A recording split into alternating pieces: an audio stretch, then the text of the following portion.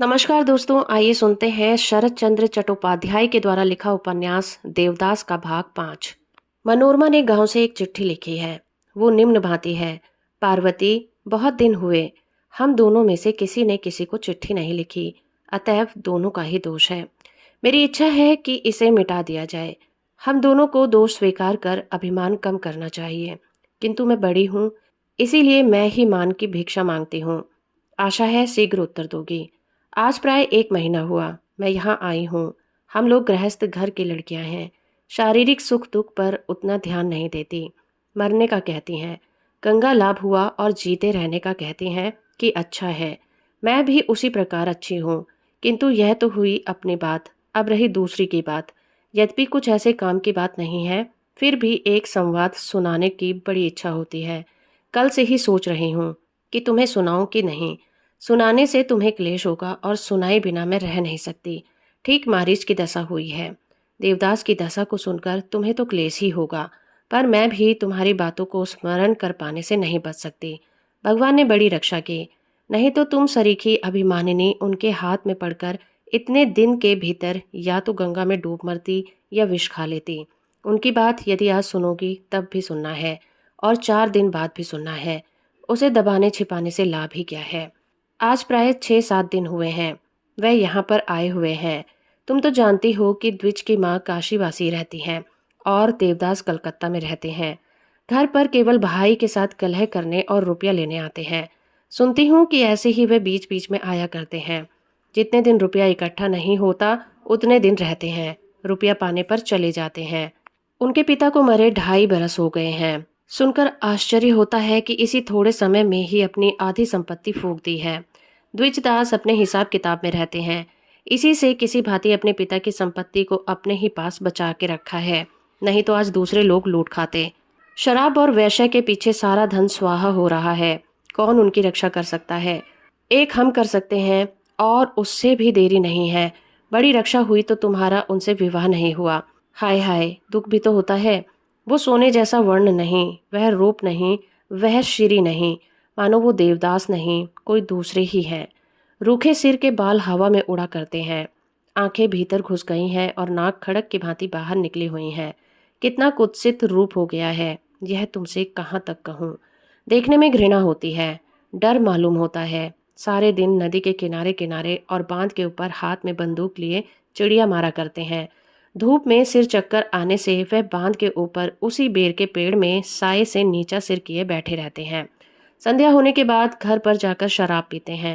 रात में सोते हैं या घूमते हैं, यह भगवान जाने। उस दिन संध्या के समय मैं नदी से जल लेने गई थी। देखा देवदास का मुंह सूखा हुआ है, बंदूक हाथ में लिए इधर उधर घूम रहे हैं। मुझे पहचानकर पास आकर खड़े हुए, और मैं डर गई। घाट पर कोई नहीं था। मैं उस दिन अपने आपे में नहीं थी। ईश्वर ने रक्षा की कि उन्होंने किसी किस्म की बुरी छेड़खानी नहीं की। केवल सज्जोनति शांति भाव से कहा, मनो अच्छी तरह से तो हो? मैं तो क्या कहती, डरते डरते सिर नीचा किए हुए कहा, हाँ।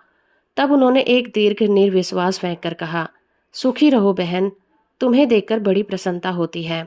फिर धीरे धीरे चले गए। मैं गिरते पड़ते वहां से बड़े जोर से भागी। बाप रे, भाग्य से उन्होंने हाथ आदि कुछ नहीं पकड़ा। रहने दो इन बातों को। इस सब दुर्वती की बातों के लिखने की जगह चिट्ठी में नहीं है। बड़ा कष्ट दिया, क्यों बहन? आज भी यदि उन्हें नहीं भूली होगी तो अवश्य ही कष्ट होगा, किंतु लाचारी है। और यदि असावधानीवश कोई अपराध हुआ हो तो अपने सहज गुण से इस स्नेहकारिणी मनो बहन को क्षमा करना। कल चिट्ठी आई है। आज उसे महेंद्र को बुलाकर कहा, 2 पालकी और 32 कहारों को बुला दो, मैं अभी ताल सोनापुर जाऊंगी। महेंद्र ने आश्चर्य से पूछा, पालकी और कहार तो मैं बुलाए देता हूँ, किंतु 2 क्यों माँ? पार्वती ने कहा, तुम साथ चलोगे। रास्ते में अगर मर जाऊंगी तो मुंह में आग देने के लिए लड़के की जरूरत पड़ेगी। महेंद्र ने और कुछ नहीं कहा। पालकी आने पर दोनों आदमियों ने प्रस्थान किया। चौधरी जी ये सुनकर व्यग्र हो गए। दास दासियों से पूछा, किंतु कोई ठीक कारण नहीं बता सका। तब उन्होंने अपनी बुद्धि से 5 दरबान 10 दासियां भेज दी। एक सिपाही ने पूछा, रास्ते में भेंट होने पर पालकी लौटा लावे कि नहीं? उन्होंने कुछ सोचकर कहा, नहीं, लौटा लाने का कोई काम नहीं है। तुम लोग साथ जाना, जिससे कोई तकलीफ ना हो। उसी दिन संध्या के बाद दोनों पालकियां ताल सोनापुर पहुंची, किंतु देवदास गांव में नहीं थे। उसी दिन दोपहर में कलकत्ता चले गए थे। पार्वती ने सिर पीट कर कहा, दुर्भाग्य। और फिर मनोरमा के साथ भेंट की। मनोरमा ने पूछा, क्या देवदास को देखने आई थी? पार्वती ने कहा, नहीं, साथ ले जाने आई थी। उनका यहाँ पर अपना कोई नहीं है। मनोरमा अवाक रह गई। क्या कहती हो? जरा भी लज्जा नहीं करती? लज्जा? और फिर किससे? अपनी चीज अपने साथ ले जाऊंगी, इसमें लज्जा क्या है? छी छी, क्या कहती हो? इससे जरा भी संपर्क नहीं। ऐसी बात मुंह पर न लाओ। पार्वती ने मालिन हंसी हंसकर कहा, मनु बहन, ज्ञान होने के बाद से जो बात मेरे हृदय में बस रही है, जब तब वही मुख से बाहर निकल जाती है। तुम बहन हो, इसी से इन बातों को सुन लेती हूँ। दूसरे दिन पार्वती माता पिता के चरणों को प्रणाम करके फिर पालकी पर सवार होकर चली गई। आज 2 साल हुए। चंद्रमुखी ने अपने रहने के लिए असतछुरी गांव में छोटे नदी के तीर पर एक ऊंची जगह में 2 छोटे छोटे मिट्टी के घर बनाए हैं। पास ही में एक खलियान है। वहां पर उसकी एक हष्ट पुष्ट काली गाय बंधी रहती है। 2 घरों में एक रसोई घर और भंडार है। एक दूसरे में वो सोती है। सोकर उठने से पहले ही राम बागदी की स्त्री सब घर द्वार झाड़ बुहार कर साफ कर देती है। मकान के चारों ओर सहन बना हुआ है। बीच में एक बेर का पेड़ है और एक तुलसी की चौतरिया है। सामने नदी की धार है। उसके आसपास लोगों ने खजूर और केले आदि के वृक्ष लगा रखे हैं। चंद्रमुखी को छोड़ इस घाट का उपयोग और कोई नहीं करता। वर्षा काल में नदी के फनफनाने पर चंद्रमुखी के मकान के नीचे जल इकट्ठा हो जाता है। उस समय लोग व्यग्र हो जाते हैं और कुदाली से मिट्टी खोदकर जगह को ऊंची बनाने के लिए दौड़ आते हैं। गांव में ऊंची जाति के लोग नहीं रहते। किसान, अहीर, कहार, कुर्मी, वागदी, 2 घर कलावार और 2 घर चमार रहते हैं। चंद्रमुखी ने गांव में आकर देवदास को सूचना दी। उत्तर में उन्होंने कुछ और रुपए भेज दिए। इन रुपयों में से चंद्रमुखी गांव के लोगों को उधार देती है। आफत विपत में सभी आकर उससे रुपया उधार ले जाते हैं। चंद्रमुखी सूत नहीं लेती। उसके बदले कंद मूल, शाक भाजी, जिसकी जो इच्छा होती है ले जाती है। अमल के लिए भी किसी से जोर जबरदस्ती नहीं करती। जो नहीं दे सकते वो नहीं देते। चंद्रमुखी हंसकर कहती, अब तुझे कभी न दूंगी। वह नम्र भाव से कहता, माँ ऐसा आशीर्वाद दो कि इस बार अच्छी फसल हो। चंद्रमुखी आशीर्वाद देती, किंतु यदि फिर अच्छी फसल ना होती, फिर रोते हुए आकर हाथ पसारते और चंद्रमुखी फिर दे देती। मन ही मन हंसकर वो कहती, वे अच्छी तरह से रहें, मुझे रुपए पैसे की क्या कमी है। किंतु वे कहाँ हैं? प्राय 6 महीने हुए, उसे कोई खबर नहीं मिली। चिट्ठी लिखी किंतु कोई जवाब नहीं मिला। रजिस्ट्री लगाई, वह लौट आई। चंद्रमुखी ने एक ग्वाले को अपने घर के पास बसा रखा था। उसके लड़के के विवाह में 10.5 घंटे रुपए से सहायता की थी। एक जोड़ा कड़ा भी खरीद दिया था। उसका सारा परिवार चंद्रमुखी का आश्रित और आज्ञाकारी था। एक दिन प्रातःकाल चंद्रमुखी ने भैरव ग्वाला को बुलाकर कहा, भैरव, यहाँ से ताल सोनापुर कितनी दूर है, जानते हो? भैरव ने सोचकर कहा, यहाँ से कोई 2 धाप पर कचहरी है। चंद्रमुखी ने पूछा, वहाँ पर जमींदार रहते हैं? भैरव ने कहा, हाँ, वे भारी जमींदार हैं। यह गांव भी उन्हीं का है। आज 3 साल हुए उनका स्वर्गवास हो गया है। उनके श्राद्ध में सारी प्रजा ने 1 महीने तक पूरी तरकारी खाई थी। अब उनके 2 लड़के हैं। वे लोग बहुत भारी आदमी हैं, राजा हैं। चंद्रमुखी ने पूछा, भैरव, तुम मुझे वहां तक पहुंचा सकते हो? भैरव ने कहा, क्यों नहीं पहुंचा सकता, जिस दिन इच्छा हो चल लेना। चंद्रमुखी ने उत्सुक होकर कहा, आज ही। फिर चंद्रमुखी के मुख की ओर देखकर कहा, तो तुम जल्दी से रसोई पानी को निपट लो और मैं भी तब तक थोड़ी फरूही बांध कर आता हूँ। चंद्रमुखी ने कहा, आज मैं रसोई करूंगी नहीं, भैरव तुम फरूही लेकर आओ। भैरव घर पर गया और कुछ फरूही चादर में बांधकर एक लाठी हाथ में लेकर तुरंत आया और कहा, तब चलो। पर क्या तुम खाओगी नहीं? चंद्रमुखी ने कहा, नहीं भैरव, अभी मेरा पूजा पाठ नहीं हुआ है। अगर समय पाऊंगी तो वहीं पर सब करूंगी। भैरव आगे आगे रास्ता दिखलाता हुआ चला। पीछे पीछे चंद्रमुखी बड़े कष्ट के साथ पगडंडी के ऊपर चलने लगी। अभ्यास न रहने के कारण दोनों कमल पांव शत विशत हो गए थे। धूप के कारण सारा मुख लाल हो उठा था। खाना पीना कुछ न होने पर भी चंद्रमुखी खेत पर खेत पार करती हुई चलने लगी। खेतीहर किसान लोग आश्रित होकर उनके मुख की ओर देख रहे थे। चंद्रमुखी एक लाल पाड़ की साड़ी पहने हुई थी। हाथ में 2 सोने के कड़े पहने हुए थे। सिर पर ललाट तक घूंघट था और सारा शरीर एक मोटे बिछौने की चादर से ढका हुआ था। सूर्यदेव के अस्त होने पर अभी विलंब नहीं है। उसी समय दोनों गांव के पास आकर उपस्थित हुए। चंद्रमुखी ने थोड़ा हंसकर कहा, भैरव, तुम्हारा दो धाप इतनी जल्दी कैसे समाप्त हो गया? भैरव ने इस परिहास को ना समझकर सरल भाव से कहा, इस बार तो चली आई, पर क्या तुम्हारी सूखी देह आज ही फिर लौटकर जा पाएगी? चंद्रमुखी ने मन ही मन कहा, आज क्या, जान पड़ता है कल भी ऐसे इतना रास्ता नहीं चल सकूंगी। प्रकाश ने कहा, भैरव, क्या यहाँ गाड़ी नहीं मिलेगी? भैरव ने कहा, मिलेगी क्यों नहीं, बैलगाड़ी मिलेगी, कहो तो ठीक करके ले आवे। गाड़ी ठीक करने का आदेश देकर चंद्रमुखी ने जमींदार के घर में प्रवेश किया। भैरव गाड़ी का प्रबंध करने दूसरी ओर चला गया। भीतर ऊपरी खंड में दालान में बड़ी बहू बैठी थी। एक दासी चंद्रमुखी को वहीं लेकर आई। दोनों ने एक दूसरे को एक बार ध्यानपूर्वक देखा। चंद्रमुखी ने नमस्कार किया। बड़ी बहू शरीर पर अधिक अलंकार नहीं धारण करती, किंतु आंखों के कोण पर अहंकार झलका करता है। दोनों होठ और दांत पान और मिस्सी से काले पड़ गए हैं। गाल कुछ ऊपर उठे हुए हैं और सारा चेहरा भरा पूरा है। केशों को इस प्रकार सजाकर बांधती हैं कि कपाल जगमगा उठता है। दोनों कानों में मिलाकर कोई 20-30 छोटी बड़ी बालियां पहनी हुई हैं। नाक के नीचे एक बुलाक लटकता है। नाक के एक और लौंग पहने हैं। जान पड़ता है वह सुराख नथ पहनने के लिए बनाया गया था। चंद्रमुखी ने देखा, बड़ी बहू बहुत मोटी सोटी है, रंग विशेष श्याम है, आंखें बड़ी बड़ी हैं, गोल गठन का मुख है, काले पाट की साड़ी पहने हुए है और एक नारंगी रंग की कुर्ती पहने हुए है। यह सब देख चंद्रमुखी के मन में कुछ घृणा से उत्पन्न हुई। बड़ी बहू ने देखा कि चंद्रमुखी के वयस्क होने पर भी उसका सौंदर्य कम नहीं हुआ है। दोनों ही संभवतः समवयस्क हैं, किंतु बड़ी बहू ने मन ही मन इसे स्वीकार नहीं किया। इस गांव में पार्वती के अतिरिक्त इतना सौंदर्य और किसी में नहीं देखा। आश्चर्यचकित होकर पूछा, तुम कौन हो? चंद्रमुखी ने कहा, मैं आपकी ही एक प्रजा हूँ।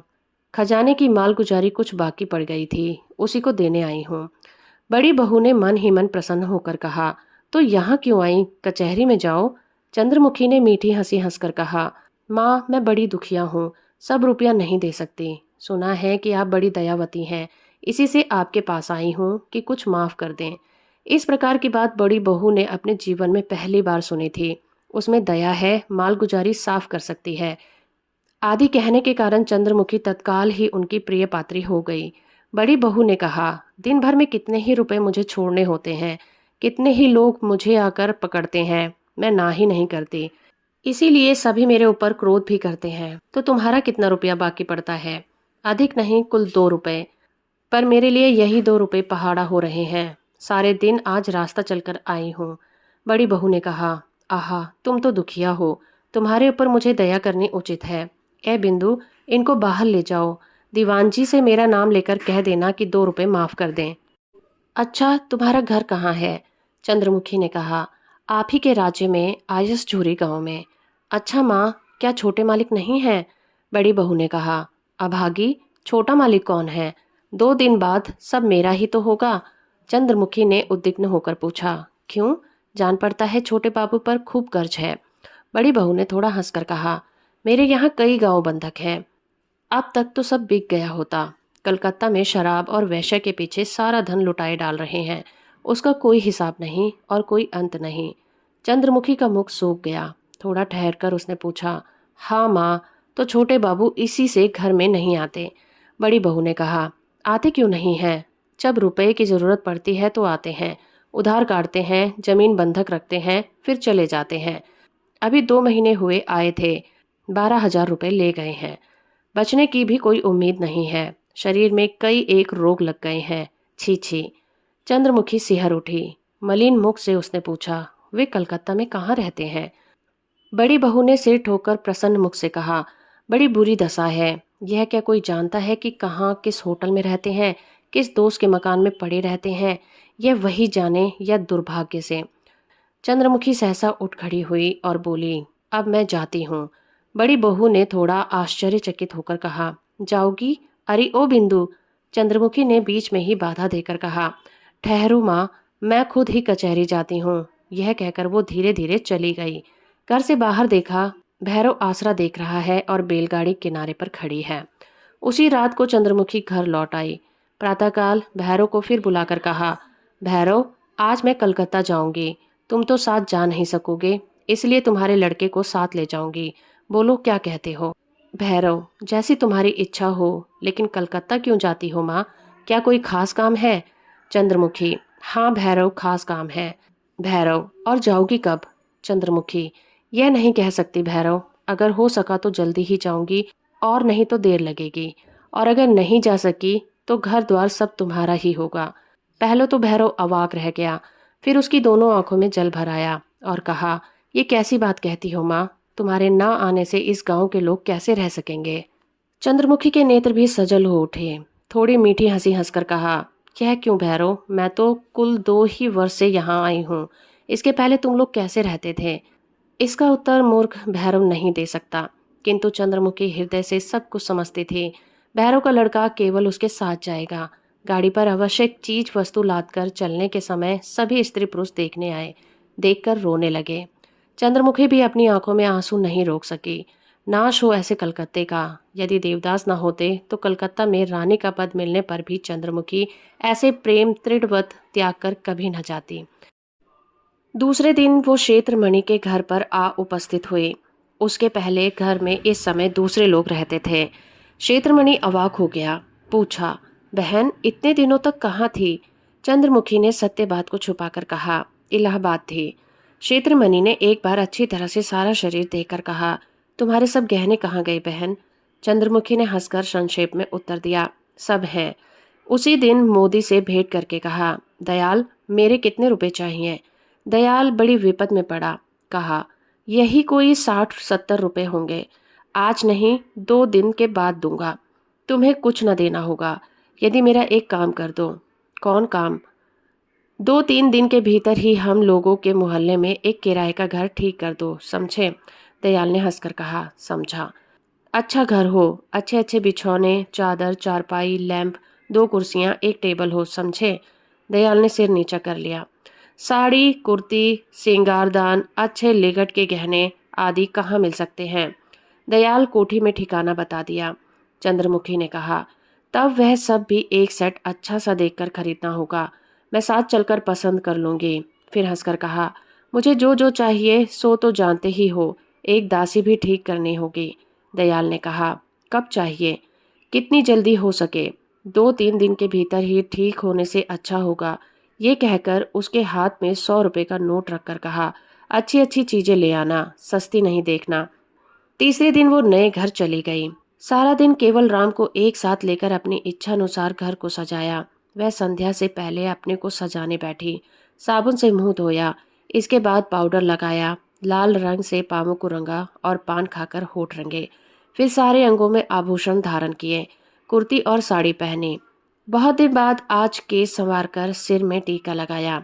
आईने में मुंह देखकर मन ही मन कहा, अब और न जाने और क्या क्या भाग्य में बता है।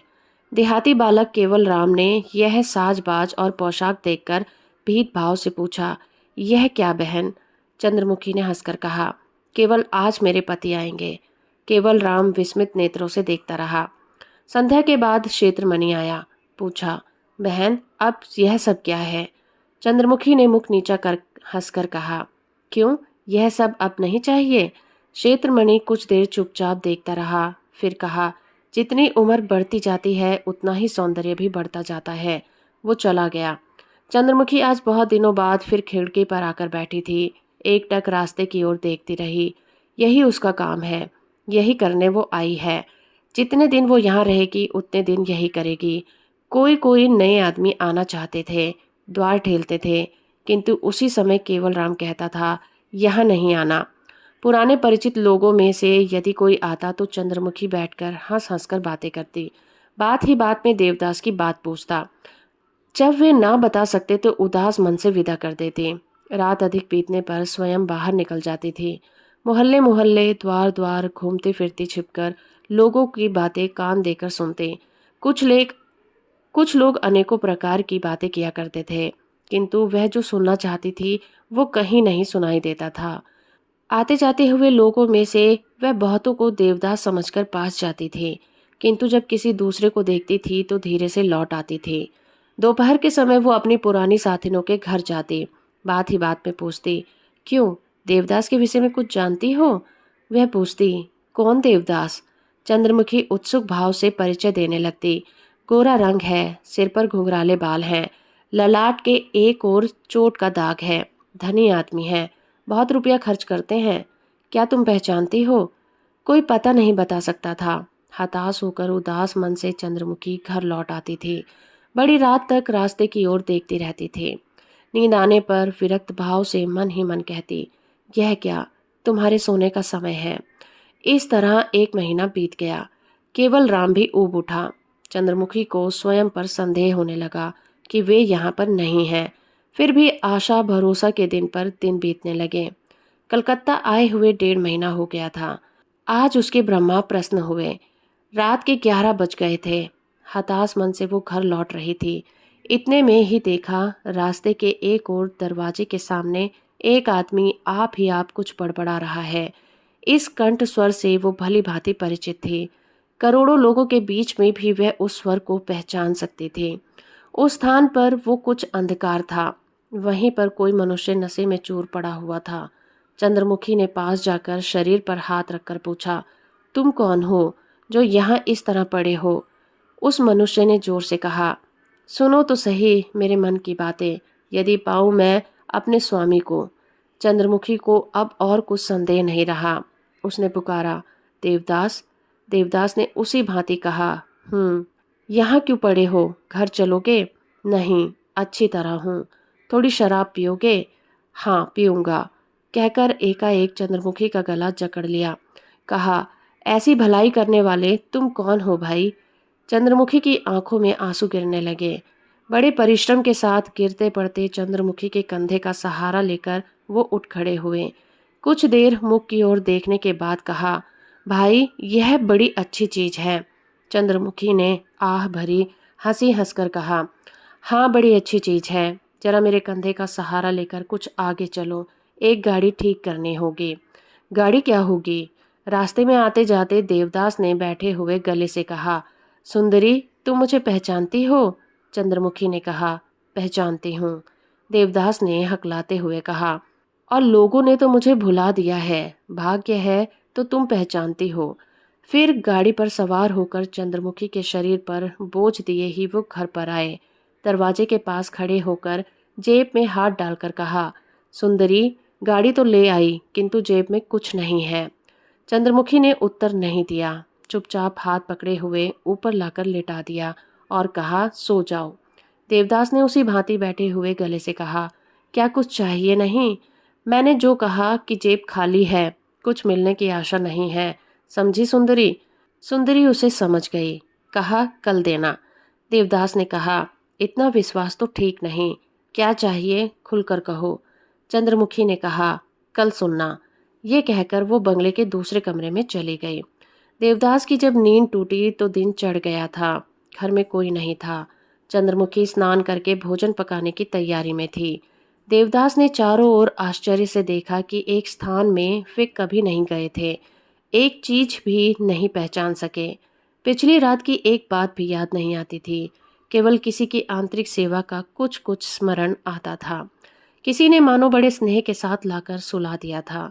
इसी समय चंद्रमुखी ने घर में प्रवेश किया। रात की सज धज में इस समय बहुत कुछ परिवर्तन हो गया था। शरीर पर गहने तो अब भी वही थे, किंतु रंगीन साड़ी, माथे का टीका, मुख में पान का दाग आदि कुछ भी नहीं था। केवल एक धोई हुई श्वेत साड़ी पहने हुए वो घर में आई थी। देवदास चंद्रमुखी को देखकर खिल उठे। बोले, कहाँ से कल मुझे यहाँ बुला ले आई? चंद्रमुखी ने कहा, बुला नहीं लाई, रास्ते में तुम्हें पड़ा हुआ देखकर उठा लाई हूँ। देवदास ने कुछ गंभीर होकर कहा, अच्छा यह तो हुआ सो हुआ, पर तुम्हें यहाँ कैसे पाता हूँ? तुम कब आई? तुम तो गहना नहीं पहनती थी, फिर कैसे पहनने लगी? चंद्रमुखी ने देवदास के मुख पर एक तीव्र दृष्टि डालकर कहा, फिर से। देवदास ने हंसकर कहा, नहीं नहीं, ये नहीं हो सकता, ऐसी हंसी करने में भी दोष है। आई कब? चंद्रमुखी ने कहा, 1.5 महीना हुआ। देवदास ने मन ही मन कुछ हिसाब लगाया, फिर कहा, मेरे मकान से लौटने के बाद ही यहाँ पर आई हो। चंद्रमुखी ने विस्मित होकर कहा, तुम्हारे घर पर मेरे जाने की खबर तुम्हें कैसे मिली? देवदास ने कहा, तुम्हारे लौटने के बाद ही मैं मकान पर गया था। एक दासी से जो तुम्हें बड़ी बहू के पास ले गई थी, सुनने में आया कि वो असदझूरी गांव से एक बड़ी सुंदर स्त्री आई थी। फिर समझना कितना कठिन था, किंतु इतना गहना कहाँ से गढ़ाया? चंद्रमुखी ने कहा, गढ़ाया नहीं, यह सब गिलट के गहने हैं। इन्हें कलकत्ता में आकर खरीदा है। तुम्हें देखने के लिए मैंने कितना फिजूल खर्च किया है, और कल तो तुम मुझे पहचान भी नहीं सके। देवदास ने हंसकर कहा, एक बार की नहीं पहचान सका, कोशिश करने पर पहचानता था। कई बार मन में आया कि चंद्रमुखी को छोड़कर मेरी ऐसी सेवा कौन करेगा। मारे हर्ष के चंद्रमुखी को रोने की इच्छा हुई। कुछ देर तक चुप हो रहने के बाद देवदास मुझसे अब वैसी घृणा करते हो कुछ देर चुप होने के बाद कहा, देवदास मुझसे अब वैसी घृणा करते हो या नहीं? देवदास ने जवाब दिया, नहीं, वरन प्रेम करता हूँ। दोपहर में स्नान करने के समय चंद्रमुखी ने देखा कि देवदास की छाती में एक फलालेन का टुकड़ा बंधा हुआ है। भयभीत होकर पूछा, यह क्या, फलालेन क्यों बंधा है? देवदास ने कहा, छाती में एक प्रहार की पीड़ा होती है, तुम तो सुख से हो। चंद्रमुखी ने सिर धुनकर कहा, सर्वनाश करना चाहते हो क्या? फेफड़ों में पीड़ा होगी। देवदास ने हंसकर कहा, चंद्रमुखी ऐसा ही कुछ है। उसी दिन डॉक्टर ने आकर बहुत देर तक परीक्षा करने के बाद यही आशंका स्थिर की। औसत लिख दी और बताया कि यदि विशेष सावधानी पूर्वक ना रहा जाएगा तो भारी अनिष्ट होने की संभावना है।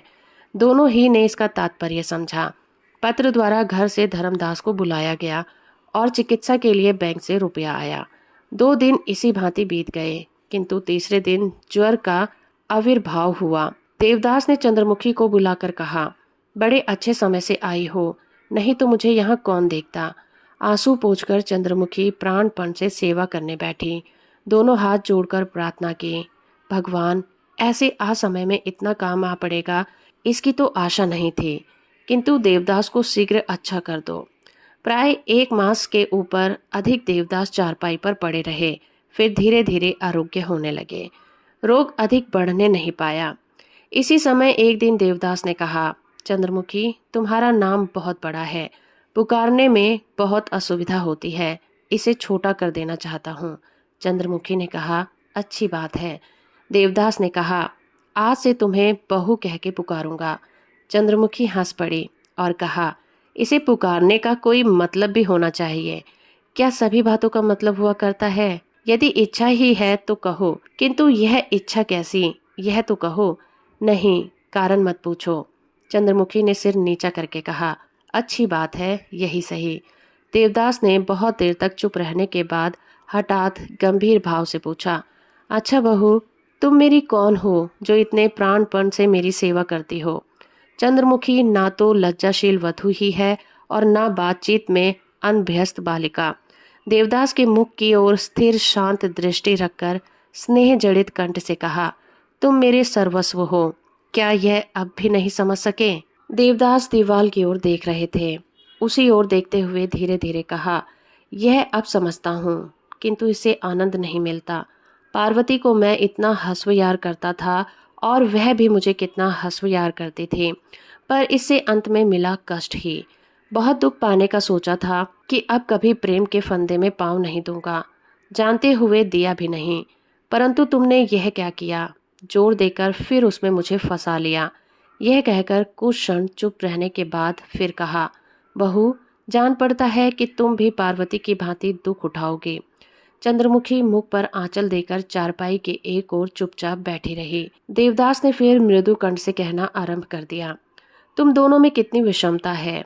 एक कितनी अभिमानिनी और उद्दत है और दूसरी कितनी शांत और कितनी संयम है। वो कुछ भी नहीं सह सकती और तुम कितना सहती हो। उसका कितना यश और कितना नाम है और तुम कितनी कलंकिता हो। सभी उसे हंसविहार करते हैं, पर तुम्हें कोई हंसविहार नहीं करता। फिर मैं हंसविहार करता हूँ, कैसे करता हूँ? कहकर वो दीर्घ निविश्वास फेंक कर फिर कहा, पाप पुण्य में विचारता तुम्हारा कैसा विचार करेंगे, यह नहीं कह सकता, पर मृत्यु के बाद यदि मिलन होगा तो मैं तुमसे कभी दूर नहीं रहूँगा। चंद्रमुखी भीतर ही भीतर रो पड़ी। दिल बड़ा छोटा हो गया था। मन ही मन प्रार्थना करने लगी, भगवान, किसी काल या किसी जन्म में अगर इस पापिष्ठा का प्रायश्चित हो जाए तो मुझे इन्हें ही पुरस्कार में देना। 2 महीने बीत गए। देवदास आरोग्य हो गए, पर अभी शरीर भरा नहीं था। वायु परिवर्तन आवश्यक था। कल पश्चिम की ओर जाएंगे, साथ में केवल धर्मदास रहेगा। चंद्रमुखी ने देवदास का हाथ पकड़कर कहा, तुम्हें एक दासी भी तो चाहिए, मुझे साथ लेते चलो। देवदास ने कहा, छी, यह क्या हो सकता है, और जो चाहे सो करूं, परंतु इतनी बड़ी निर्लज्जता नहीं कर सकता। चंद्रमुखी चुप हो रही। वो अबूझ नहीं है, सब बातें सहज ही समझ गई। और जो हो, पर इस संसार में उसका सम्मान नहीं है।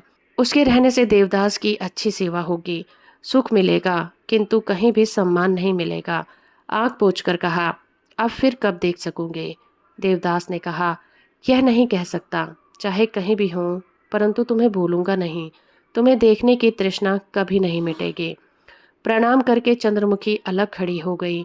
मन ही मन कहा, यही मेरे लिए यथेष्ट है, इससे अधिक आशा करना व्यर्थ है। जाने के समय देवदास ने चंद्रमुखी के हाथ में और 2000 रुपये रखकर कहा, इन्हें रखो। मनुष्य के शरीर का कोई विश्वास नहीं है, पीछे तुम दुख सुख में किसके आगे हाथ पसारोगे। चंद्रमुखी ने इसे भी समझा, इसी से रुपया ग्रहण कर लिया। आंसू पोंछकर पूछा, तुम एक बात मुझे बताते जाओ। देवदास ने मुख की ओर देखकर कहा, क्या?